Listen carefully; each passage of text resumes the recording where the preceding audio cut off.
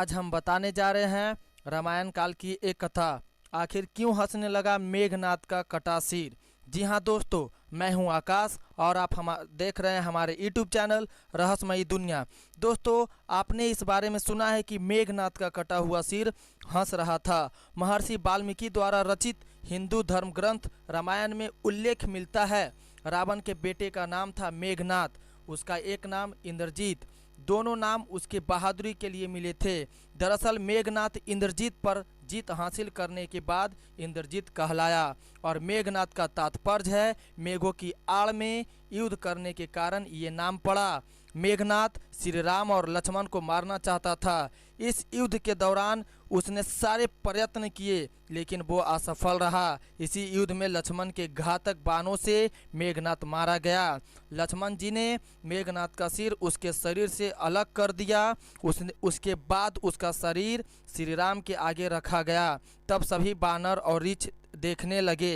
तब श्री राम ने कहा, उसके सिर को संभाल कर रखो। दरअसल श्री राम ने मेघनाद के मृत्यु की सूचना मेघनाद की पत्नी उसकी सुलोचना को देना चाहते थे। उन्होंने मेघनाद की एक भुजा बाण के द्वारा मेघनाद के महल में पहुंचा दी। वो भुजा मेघनाद की पत्नी सुलोचना ने देखी तो उसे विश्वास नहीं हुआ कि उनकी मृत्यु हो चुकी है। उसने भुजा से कहा कि अगर तुम वास्तव में मेघनाद के भुजा हो तो मेरी दुविधा को लिखकर दूर करो। सुलोचना का इतना कहते ही भुजा हरकत करने लगी। सेविका ने उस भुजा को खड़िया लाकर हाथ में रख दी। उस कटे हुए हाथ ने लक्ष्मण जी की प्रशंसा शब्द लिख दिए। अब सुलोचना को विश्वास हो गया कि युद्ध में उसका पति मेघनाद मारा गया है। सुलोचना इस समाचार को सुनकर रोने लगी। रथ में बैठकर रावण से मिलने चल पड़ी। रावण को सुलोचना ने मेघनाद का कटा सिर मांगा। तब सुलोचना रावण से बोली कि अब मैं एक पल भी जीवित नहीं रहना चाहती, पति के साथ ही सती होना चाहती हूँ।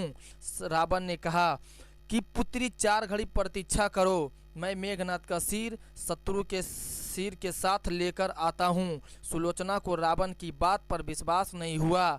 तब सुलोचना मंदोदरी के पास गई। मंदोदरी ने कहा, तुम राम के पास जाओ, वो बहुत दयालु हैं। सुलोचना तब राम के पास गई और उसने कहा, हे राम, मैं आपकी शरण में आई हूँ, मेरे पति का सिर मुझे लौटा दें ताकि मैं सती हो सकूँ। राम सुलोचना की हाल देखकर दुखी हो गए। उन्होंने कहा कि तुम्हारे पति को अभी मैं जीवित कर देता हूँ। इस बीच अपनी आपबीती भी सुनाई। सुलोचना ने कहा, मैं नहीं चाहती कि मेरे पति जीवित हो। उन्होंने कहा कि तुम्हारे पति को अभी मैं जीवित कर देता हूँ। इस बीच अपनी आपबीती भी सुनाई। सुलोचना ने कहा कि मैं नहीं चाहती कि मेरे पति जीवित होकर संसार के कष्टों को भोगे। मेरे लिए सौभाग्य की बात है कि आपके दर्शन हो गए और जीवित रखने की कोई इच्छा नहीं। राम के कहने पर सुग्रीव मेघनाद का सिर ले आए, लेकिन उनके मन में आशंका थी कि मेघनाद की कटे हाथ ने लक्ष्मण का गुणगान कैसे किया। सुग्रीव से रहा नहीं गया और उन्होंने कहा, सुलोचना की बात की तभी सच मानूंगा जब ये नरमुंद हंसेगा। सुलोचना की इस घड़ी में बहुत बड़ी परीक्षा थी।